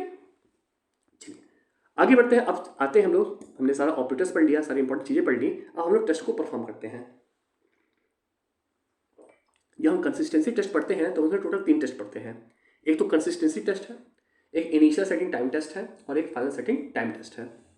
तो जब हम कंसिस्टेंसी टेस्ट परफॉर्म करते हैं तो इसमें हमको एक वाटर अमाउंट मिलता है, ठीक है। वह स्टैंडर्ड कंसिस्टेंसी के लिए रिक्वायर्ड वाटर अमाउंट होता है, जिसका यूज़ हम लोग इनिशियल सेटिंग टाइम टेस्ट जिसको हम IST कहते हैं, फाइनल सेटिंग टाइम टेस्ट जिसको हम FST टेस्ट कहते हैं, स्ट्रेंथ टेस्ट जिसमें कंप्रेशन और टेंसाइल दोनों टेस्ट आता है, और साउंडनेस टेस्ट, इन सब में यूज़ करते हैं। तो सवाल उठता है कंसिस्टेंसी क्या है। तो कंसिस्टेंसी आपको बताया मैंने कि कंसिस्टेंसी बताता है कि सीमेंट में डिफॉर्म होने की कैपेसिटी कितनी है। और स्टैंडर्ड कंसिस्टेंसी क्या होता है, तो यह वह उस अमाउंट ऑफ वाटर को रिप्रेजेंट करता है जिस पर अगर हमने सीमेंट पेस्ट बनाया है तो उसमें वैकॉट ऑपरेटर्स का जो प्लंजर है, प्लंजर याद रखिए कंसिस्टेंसी टेस्ट में क्या यूज होता है, प्लंजर, जिसका डायमीटर कितना है 10 mm। तो स्टैंडर्ड कंसिस्टेंसी उस अमाउंट ऑफ वाटर को रिप्रेजेंट करता है जो सीमेंट पेस्ट में मिलाया गया है। तब उस दौरान वैकॉट ऑपरेटर्स जो है उसका प्लंजर उस मोल्ड में 33 से 35 mm ऊपर से और 7 से 5 mm नीचे से पेनिट्रेट करता है। अब इसको सिंपल भाषा में हम समझते हैं और डायग्राम के हेल्प से। मान लीजिए कि इसमें हमने क्या किया है, थोड़ा और अच्छा है, ये कर देते हैं। मान लीजिए कि ये हमारा सांचा है, इसके अंदर हमने क्या किया, सीमेंट पेस्ट भर दिया। अब सीमेंट पेस्ट बनाने के लिए हमने सीमेंट में पानी मिलाया है। तो हमने पानी मिलाया, मान लीजिए हमने 25% पानी मिलाया, 28% पानी मिलाया, 30% पानी मिलाया, 10% पानी मिलाया, ठीक है। हमने पानी मिला करके अलग अलग तरह के हमने सैंपल तैयार कर लिए और उसके ऊपर हमने नीडल को डालना शुरू किया। अब जब पानी कम होगा तो सीमेंट पेस्ट स्टिफ होगा, जिसमें सुई आसानी से नहीं घुस पाएगी। और अगर आपका पानी बहुत ज़्यादा है तो सीमेंट पेस्ट काफ़ी ज़्यादा कंसिस्टेंट हो जाएगा, तो नीडल उसमें बहुत आसानी से घुस जाएगी। तो इसमें हमको क्या होगा, अलग अलग वाटर के यूज़ पर हमको इस नीडल का अलग अलग पेनिट्रेशन मिलेगा। हम चेक करेंगे, मान लीजिए फॉर एग्जांपल हमने चेक किया कि 20 mm पे जब हमने 20% पानी ऐड किया था सीमेंट के वेट का, तो जो पेनिट्रेशन हुआ वो ऊपर से टॉप से कितना हुआ, वो आपका 30 mm हुआ, ठीक है। टॉप से 30 mm हुआ, तो अगर टॉप से 30 है तो नीचे से कितना होगा, 10 होगा, क्योंकि टोटल हाइट 40 है। फिर हमने पानी की वैल्यू को बढ़ाया और इसे कर दिया 23% किया, तो ये जो नीडल है वह ऊपर से घुसी कितनी, 33 mm, ठीक है। अब ये हमारा रेंज में आ गया, तो हम कहेंगे यार देखो 23% जो है हमारा वो स्टैंडर्ड कंसिस्टेंसी के लिए रिक्वायर्ड वाटर है, ठीक है। तो इस तरीके से हम क्या करते हैं, हम अलग अलग लेवल पे पानी को ऐड करते जाते हैं, जिससे कि हमको ये पता चलता है कि सीमेंट पेस्ट में जो सुई है वो कितनी घुस रही है। और सुई ना बोल करके बेटर होगा हम बोले कि प्लंजर कितना एंटर कर रहा है, कौन सा प्लंजर, तो 10 mm वाला प्लंजर, ठीक है। अब इस टेस्ट के दौरान जो लैब का टेम्परेचर होता है वह 27 डिग्री सेल्सियस मेंटेन किया जाता है, जो कि +-2 डिग्री सेल्सियस तक अलाउड है, यानी कि 25 से लेकर के 29 डिग्री सेल्सियस तक का टेम्परेचर अलाउड है। इस दौरान टेस्टिंग के दौरान जो रिलेटिव ह्यूमिडिटी होती है वह 90% मेंटेन की जाती है। याद रखना ये कैच पॉइंट है और एग्जाम में बहुत पूछा गया, लोग बहुत गलती करते हैं। टेस्टिंग के दौरान जो रिलेटिव ह्यूमिडिटी होती है वो 90% होती है। वहीं जब हम लोग सैंपल प्रिपेयर करते हैं, यानी कि सीमेंट पेस्ट जब हम बना रहे हैं, उस दौरान जो रिलेटिव ह्यूमिडिटी होती है वो 65 ± 5% होती है। यानी कि सैंपल को प्रिपेयर करने के दौरान ह्यूमिडिटी अलग होती है, वहीं टेस्टिंग के दौरान ह्यूमिडिटी अलग होती है। तो इन दोनों वैल्यू को आपको याद रखना है। स्टैंडर्ड कंसिस्टेंसी के लिए जो पानी मिलाया जाता है उसकी वैल्यू सीमेंट के मास के 26 से 33% के बीच में आती है। यानी कि आप जब भी पानी मिलाओगे, मान लीजिए कि आपसे टेस्टिंग करने के लिए कहा गया है, तो आप अपनी वैल्यू सीधे 25% से ही शुरू करो, क्योंकि 25% के बाद आपको आंसर मिलना शुरू हो जाएगा। तो कंसिस्टेंसी के लिए क्या होता है, जो वाटर ऐड करते हैं वो सीमेंट के मास से कितना होता है, 26 से 33% होता है। और इस दौरान जो सीमेंट यूज़ किया था सैंपल बनाने के लिए वो 300 ग्राम यूज़ किया था। अब स्टैंडर्ड कंसिस्टेंसी टेस्ट से जो अमाउंट ऑफ वाटर मिलता है, ठीक है, उसको हम किससे रिप्रेजेंट करते हैं, उसे हम पी से रिप्रेजेंट करते हैं। और इसी पी का यूज़ हम लोग आने वाले टेस्ट में करते हैं। जैसे आने वाला टेस्ट कौन सा है, तो सेटिंग टाइम टेस्ट है। सेटिंग टाइम टेस्ट क्या है, तो सेटिंग टाइम टेस्ट इसलिए किया जाता है ताकि हमको ये पता चल सके कि स्टोरेज की वजह से जो सीमेंट की क्वालिटी है कहीं वो घट तो नहीं गई है। क्यों? क्योंकि अगर स्टोरेज बहुत लंबे समय तक आप करेंगे तो उसमें हो जाएगा प्री हाइड्रेशन, और प्री हाइड्रेशन की वजह से क्या होता है, सीमेंट की क्वालिटी घट जाती है। इसीलिए हम लोग सेटिंग टाइम टेस्ट करते हैं ताकि हमको ये पता चल सके कि कहीं स्टोरेज की वजह से सीमेंट की जो क्वालिटी वो डिक्रीज तो नहीं हो गई। अब इस टेस्ट में दो चीज़ें इन्वॉल्व होती हैं, दो पैरामीटर्स इन्वॉल्व होते हैं। एक होता है इनिशियल सेटिंग टाइम, एक होता है फाइनल सेटिंग टाइम। और याद रखना, इंटरव्यू के लिए, वाइवा के लिए, कॉलेज के लिए या अलग अलग तरह के एग्जाम्स के लिए बहुत इंपॉर्टेंट हो जाता है कि यहाँ पर कौन कौन से सेटिंग टाइम यहाँ पर आपके इन्वॉल्व हैं। सबसे पहला आता है initial setting time. Initial setting time वह टाइम ड्यूरेशन होता है जिसमें हमने सीमेंट पेस्ट बनाने के लिए पानी को ऐड किया और जब हमारा सीमेंट प्लास्टिसिटी लूज करना शुरू कर दिया।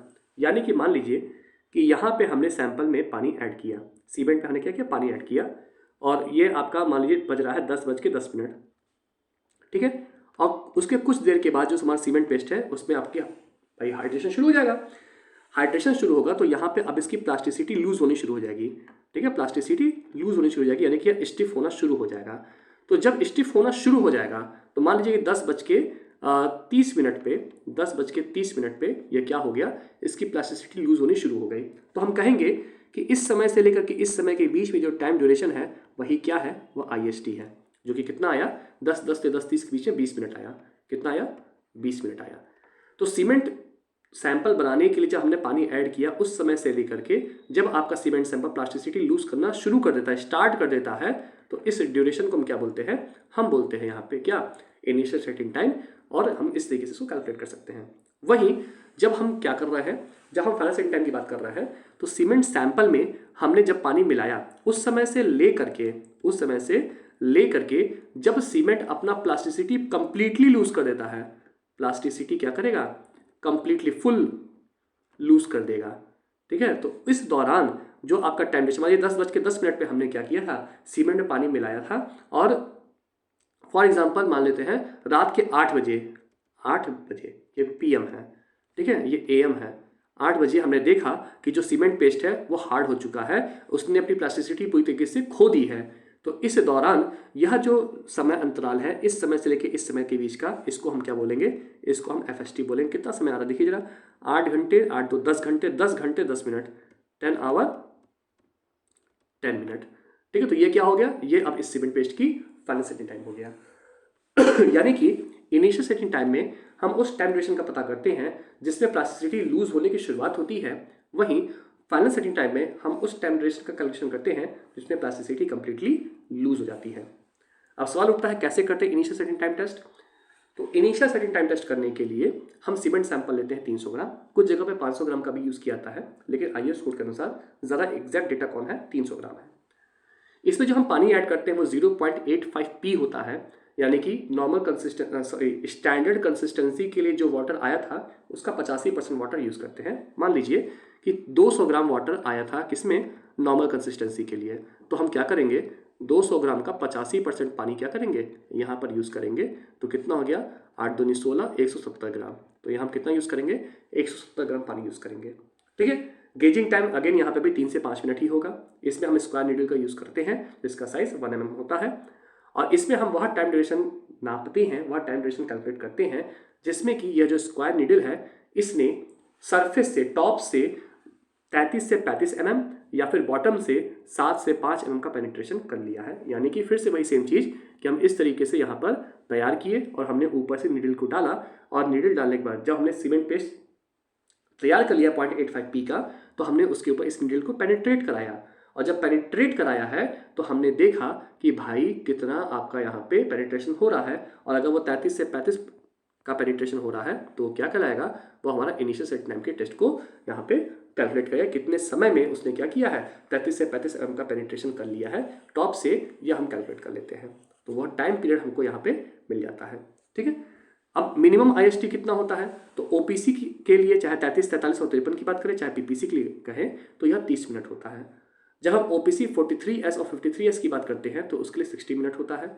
LHC यानी कि लो हीट सीमेंट के लिए 1 घंटा होता है, और HAC के लिए यह 3.5 घंटा होता है। कुछ जगह पे 4 घंटे लिखा है तो कोई दिक्कत नहीं है, वैसे ज़्यादा एग्जैक्ट डेटा 3.5 घंटा है, ठीक है। तो इनिशियल सेटिंग टाइम टेस्ट एक तरीके से वह टाइम ड्यूरेशन रिप्रेजेंट करता है जितनी देर में क्या हुआ है, जितनी देर में सीमेंट पेस्ट में पानी को मिलाने के बाद और जितनी देर में आपका जो सीमेंट पेस्ट है वो कम्प्लीटली वो आपका प्लास्टिसिटी लूज करना शुरू कर देगा। तो इन दोनों इवेंट के बीच का जो टाइम ड्यूरेशन है उसी को हम इनिशियल सेटिंग टाइम टेस्ट कहते हैं, जो कि स्क्वायर नीडल की हेल्प से हम कैलकुलेट करते हैं। इसी का बड़ा भाई कौन होगा? तो final setting time test. Final setting time test में क्या होगा, हम वह टाइम ड्यूरेशन पता करते हैं जब सीमेंट पेस्ट में हमने पानी मिलाया और जब सीमेंट पेस्ट ने कंप्लीटली अपनी प्लास्टिसिटी को लूज कर दिया। ठीक है, इस टेस्ट को परफॉर्म करने के लिए भी हम क्या करते हैं, 300 ग्राम सीमेंट का सैंपल लेते हैं और इसमें 0.85 पी हम पानी मिलाते हैं। गेजिंग टाइम वही रहती है क्योंकि वही वाला सैंपल यूज कर रहे हैं जो IST में यूज किया था। बस अंतर यह है कि वहां पे हमने स्क्वायर नीडल यूज की थी, जबकि हम यहाँ पे क्या कर रहे हैं, एंगुलर कॉलर नीडल यूज करते हैं, जिसमें कॉलर का जो डायमीटर है 5 mm है और नीडल का 1 mm है। होगा क्या यहाँ पे, होगा ये कि हम जब ये मान लीजिए कि ये हमारा सैंपल है, ठीक है, इसके ऊपर जब हम एंगुलर कॉलर वाली नीडल को पेनिट्रेट कराएंगे तो हम यह देखेंगे कि कितने समय के बाद, सीमेंट पेस्ट में पानी मिलाने के कितने समय के बाद यहाँ पे ये जो नीडल है वह इस सीमेंट पेस्ट के टॉप सरफेस पे बस इंप्रेशन बना पा रही है, बस निशान बना पा रही है 0.5 mm का, जबकि यह जो कॉलर है उसका तो निशान तक नहीं पड़ रहा है। नीडल जनरली क्या करती है, पेनिट्रेट करके अंदर घुस जाती है, लेकिन चूंकि अब प्लास्टिसिटी पूरी तरीके से खो चुकी है, फाइनल सेटिंग में क्या दिखाता है कि प्लास्टिसिटी पूरी तरीके से खो चुकी है, आपका जो सरफेस है वो हार्ड हो चुका है, स्टिफ हो चुका है। तो अब वो हार्ड हो चुका है ना, तो अब नीडल अंदर घुस नहीं पाएगी, वो केवल अपना हल्का सा निशान छोड़ेगी। कितना हल्का सा, 0.5 mm का। और कॉलर जिसका डायमीटर ज़्यादा है वह तो निशान भी नहीं बना पाएगा। यानी कि फाइनल सेटिंग टाइम टेस्ट के दौरान हम क्या यूज़ करते हैं, एंगुलर कॉलर नीडल यूज़ करते हैं, जिसमें नीडल केवल वहाँ पे अपना निशान बना पाती है, पेनिट्रेट नहीं कर पाती है, और वो निशान भी केवल 0.5 mm का होता है, जबकि जो कॉलर है वो अपना निशान भी नहीं बना पाता है। पेनिट्रेशन की तो बात ही छोड़ दो। जब भी हम बात करते हैं इनिशियल सेटिंग टाइम की तो वहाँ पे हमेशा मिनिमम वैल्यू की बात की जाती है, और जब भी हम बात करते हैं फाइनल सेटिंग टाइम की तो वहाँ हमेशा मैक्सिमम वैल्यू की बात की जाती है।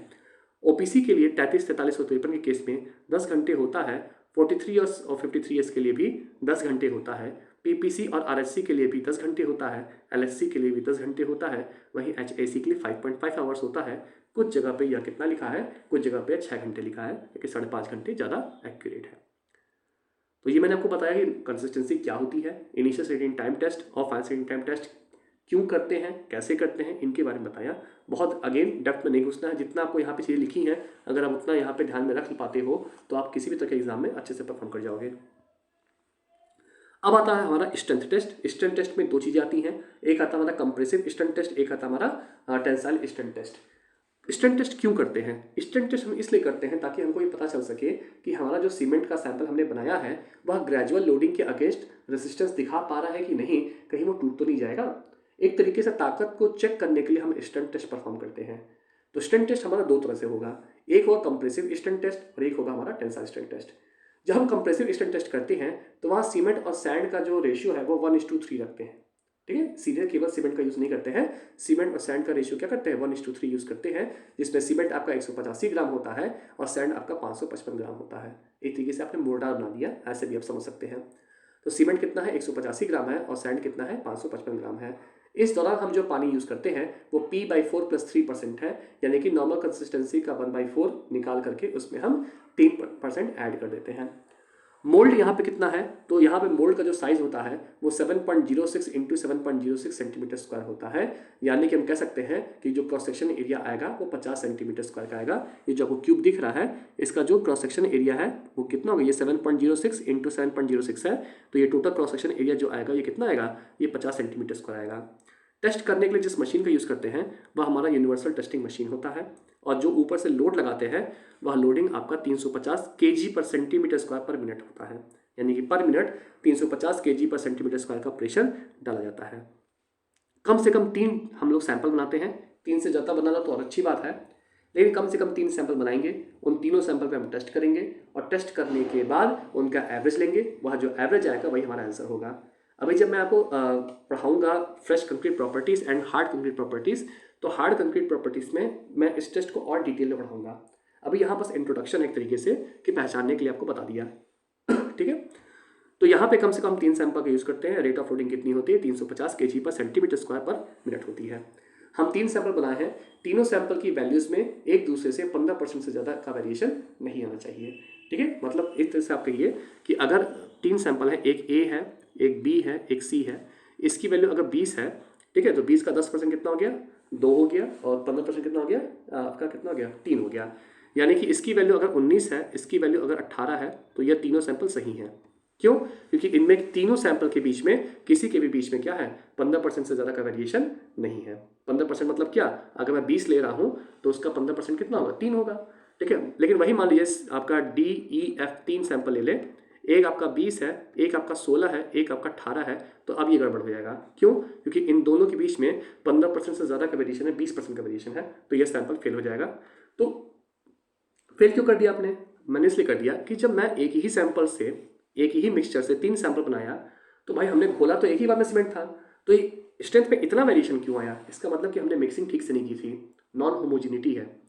तो इस वजह से हमने इसको फेल कर दिया, इसको पास कर दिया। तो कहने का मतलब यही है। बाकी जब फ्रेश कंक्रीट प्रॉपर्टी और हार्ड कंक्रीट प्रॉपर्टी पढ़ाऊंगा तो वहाँ पे और डिटेल में जाऊंगा। अभी बस इतना याद रख लीजिए कि हम यहाँ पे 3 सैंपल बनाएंगे और किसी भी सैंपल की एक दूसरे से जो वैल्यू में डिफरेंस है वो 15% से ज़्यादा का नहीं होना चाहिए। चाहे ज़्यादा चाहे कम, कुछ भी हो, अंतर आपका 15% ज़्यादा नहीं होना चाहिए।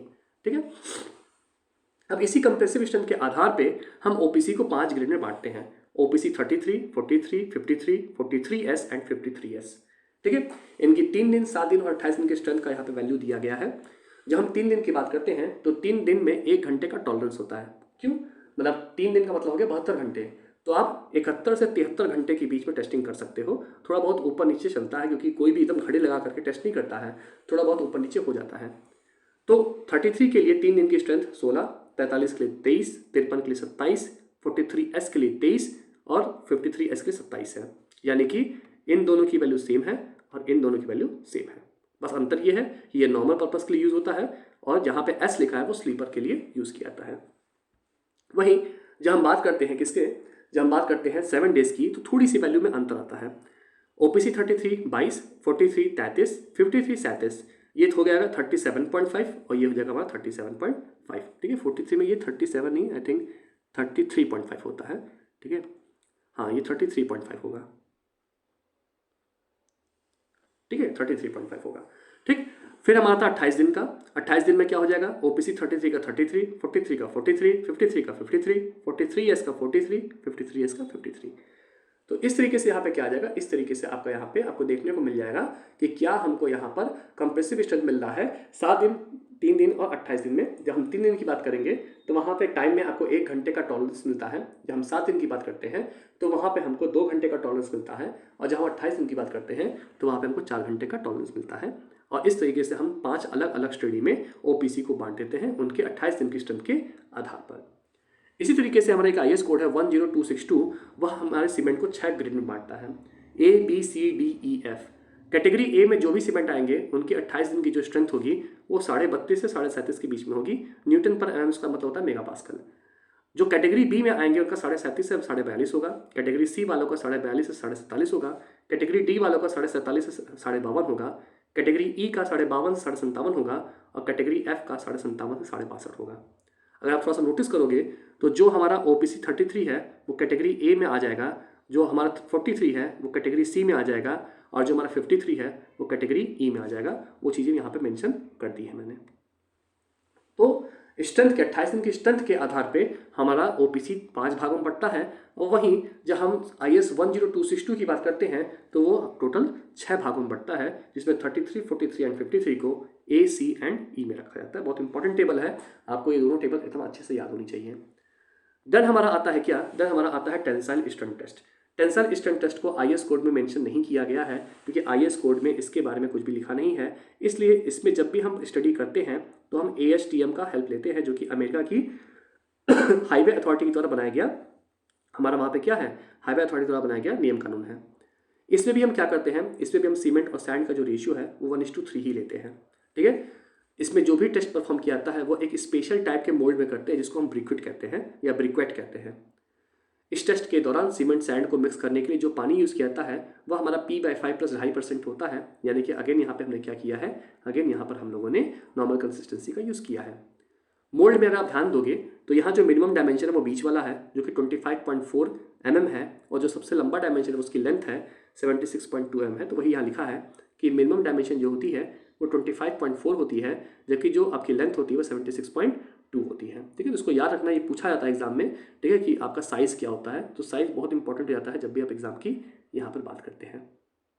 अब देखिए, अब इसमें क्या है, तो यहाँ पे पिछले वाले में क्या था, जो टेस्टिंग किया गया था वो किस में किया गया था, वो किया गया था हमारा यूनिवर्सल टेस्टिंग मशीन में। देखिए इस बार टेस्टिंग किस में किया गया है, तो टेंसाइल टेस्टिंग मशीन में यहाँ पर टेस्ट को परफॉर्म किया गया है।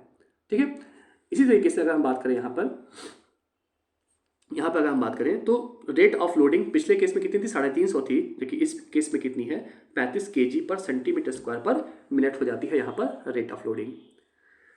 एवरेज की बात करें तो पिछले टेस्ट में हमने क्या किया था कंप्रेशन में, कि हमने टोटल कम से कम 3 सैंपल बनाया था और उसी का एवरेज लेकर के हमारा काम चल गया था। लेकिन यहाँ पे हम कम से कम 12 सैंपल बनाते हैं, 6 सैंपल 3 दिन का एवरेज लेने के लिए और 6 सैंपल हम 7 दिन का एवरेज लेने के लिए लेते हैं। यानी कि एक टाइम पे 6 सैंपल का एवरेज लिया जाता है, लेकिन कम से कम 12 सैंपल बनाते ही हैं, 3 दिन के लिए 6, 7 दिन के लिए 6। ठीक है, तो यहाँ पे ये चीज़ ध्यान रखना, क्वेश्चन पूछा जाता है और कभी कभी बहुत डिटेल भी पूछ लेता है। तो मिनिमम एवरेज आप 12 सैंपल का लेंगे, at a time minimum average आप 6 सैंपल का लेंगे। ठीक है, तो मिनिमम एवरेज आप 12 सैंपल का लेंगे, एट अ टाइम कितने का लेंगे, 6 सैंपल का लेंगे। सीमेंट एंड सैंड को 1:3 मिक्स करेंगे, वाटर को P/5 + 2.5% में ऐड करेंगे। मोल्ड आपका ब्रिक्विट कहलाएगा, क्यूब नहीं कहलाएगा, ब्रिक्विट कहलाएगा। ब्रिक्विट का शेप आपके सामने दिया गया है, मिनिमम डायमेंशन सेंटर में होती है, लेंथ उसका सबसे ज़्यादा लंबा होता है। ठीक है, टेस्टिंग आप टेंसाइल टेस्टिंग मशीन में करते हैं, रेट ऑफ लोडिंग आप 35 kg पर सेंटीमीटर स्क्वायर पर मिनट का लगाते हैं, मिनिमम आप 12 सैंपल बनाते हैं और एक बार में 6 सैंपल का एवरेज लेकर के आप रिजल्ट को नोट करते हैं। जब हम बात करते हैं मिनिमम टेंसाइल स्ट्रेंथ की, तो ओपीसी के लिए मेंशन किया जाता है, क्योंकि टेंसाइल टेस्ट की जो सीमेंट का टेंसाइल टेस्ट है बहुत इंपॉर्टेंट नहीं होता है, तो ओपीसी के लिए बस डेटा मेंशन है यहाँ पे। 3 दिन की जो स्ट्रेंथ आती है वो 2 मेगापास्कल होती है, वहीं 7 दिन की जो स्ट्रेंथ आती है वो कितनी आती है, वो हमारी 2.5 मेगापास्कल आती है। तो इस तरीके से हमारा क्या हो गया, इस तरीके से हमारा टेंसाइल टेस्ट भी कंप्लीट हो गया। जो भी इंपॉर्टेंट डिटेल्स हो सकती हैं उनको यहाँ with diagram and bullet points के रूप में आपके सामने लिख दिया है। इससे ज़्यादा आपको पढ़ने की कोई भी जरूरत नहीं है। अभी हमारे टेस्ट बचे हुए हैं, ठीक है, स्पेसिफिक ग्रेविटी टेस्ट है, हीट ऑफ हाइड्रेशन टेस्ट है। ठीक है, तो ये सब भी हमको पढ़ना है, लेकिन वो हम लोग अगले लेक्चर में पढ़ेंगे, क्योंकि टाइम भी अप हो गया है और एक बार में बहुत ज़्यादा कंटेंट देना भी सही नहीं है। ठीक, तो हम लोग जो बचे हुए टेस्ट है उनको कल डिस्कस करेंगे और उन्हीं के साथ हम लोग कम से कम 20 से 25 ऑब्जेक्टिव क्वेश्चन भी डिस्कस करेंगे, क्योंकि इतने सारे टेस्ट से बहुत सारे ऑब्जेक्टिव क्वेश्चन भी एग्जाम में आए हुए हैं। तो मैं उम्मीद करता हूँ कि आपका आज का लेक्चर जो है वो आपको बहुत पसंद आया होगा। जो मैंने पढ़ाने की कोशिश की है वो आपको अच्छे समझ आया होगा। आपकी जो भी इंक्वायरीज हैं वो आपका चैट बॉक्स जो भी दिया गया है, आप उस पर अपनी डाउट्स डाल सकते हैं। अगर कोई भी डाउट आता है तो आपको इंस्टेंट उस डाउट का सोल्यूशन देखने को मिलेगा। अगर आप ये वीडियो यूट्यूब पर देख रहे हैं और वीडियो पर नए हैं तो आप वीडियो को सब्सक्राइब करिएगा, मतलब हमारे चैनल को सब्सक्राइब करिएगा, वीडियो को लाइक करिएगा और डिस्क्रिप्शन में पूरी लिंक दी गई है। डिस्क्रिप्शन में जा करके आप अपने पसंद के प्रैक्टिस बैच को ज्वाइन कर सकते हैं। जो भी रेलवे का प्रैक्टिस बैच ज्वाइन कर रहे हैं उनको इस बात की एश्योरिटी दी जाती है कि वह एग्जाम कंप्लीट होने के बाद अपने रेलवे के प्रैक्टिस बैच को UP SSC JEE या फिर SSC JEE के प्रैक्टिस बैच में अपग्रेड कर सकते हैं बिना एक्स्ट्रा चार्ज दिए, बस प्लेटफॉर्म फीस को पे करके। ठीक है, तो आपको ये फैसिलिटी दी जाती है कि अगर आप आगे भी उसी चीज़ को कंटिन्यू करना चाहते हैं तो आप उस चीज़ का फ़ायदा उठा सकते हैं। बाकी मिलते हैं नेक्स्ट लेक्चर में अलग अलग टेस्टिंग के साथ, बहुत सारे ऑब्जेक्टिव क्वेश्चंस के साथ। Thank you so much.